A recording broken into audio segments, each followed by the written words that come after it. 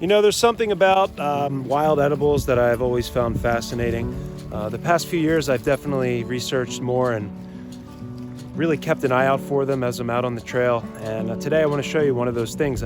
Just the idea that there's stuff that we walk on every day around our house that we can eat. And being a survival teacher, I think I should always be trying to expand my mind as far as that stuff goes and learn as much as I can about it and hopefully bring that back to my students.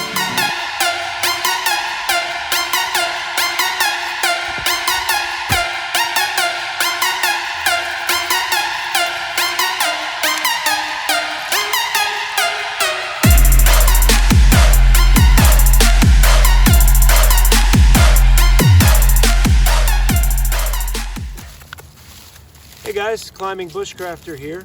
Today I want to talk to you about a specific plant that you often find in the eastern woodlands this time of the year, early spring. It's one of the first plants that actually bloom, and it is a bit controversial.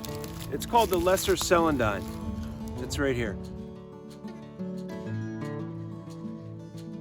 There's a great app out there called iNaturalist that you can download for free, and it helps you in identifying different plants. And I've been using that for quite a while. That and the help from my good friend Debbie Naha, who is an expert in Pennsylvania and New Jersey on wild edibles. She didn't help me with this, but maybe she can.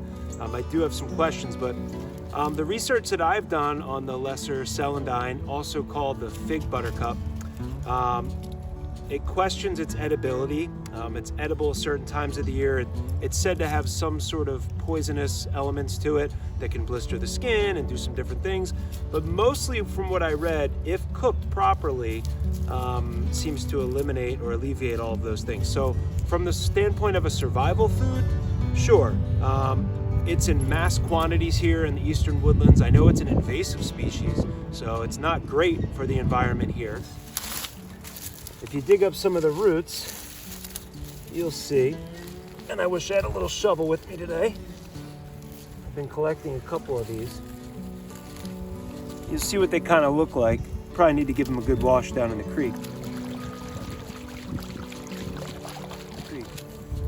But apparently, you can take these, clean them off, boil them in water, and then give them a second boil, and then you can eat them. They're said to have lots of vitamin C.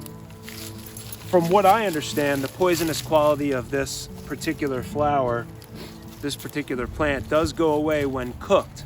I also have read some folks that eat them, especially the spring flowers in the spring, the young flowers, but you know, I'm not gonna go ahead and recommend that anybody eats this right now because I'm not a wild plants expert. I have eaten it and been okay, but it could affect people differently. And it's just something that I wanted to mention now because it's so abundant here in Pennsylvania. Anywhere you look, anywhere in these marshy lands. It could be confused also with the marsh marigold, but it really does have a unique look. I don't know how close you can see that.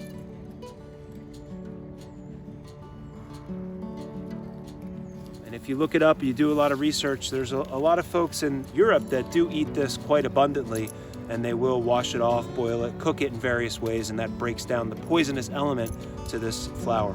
But in a survival situation, it's said to taste like rice and potatoes. You could collect a ton of it, boil it, get rid of that water, boil it again, and I would bank on, in a survival situation, that I'd probably be okay and I could gain some nutrition or vitamin C from that.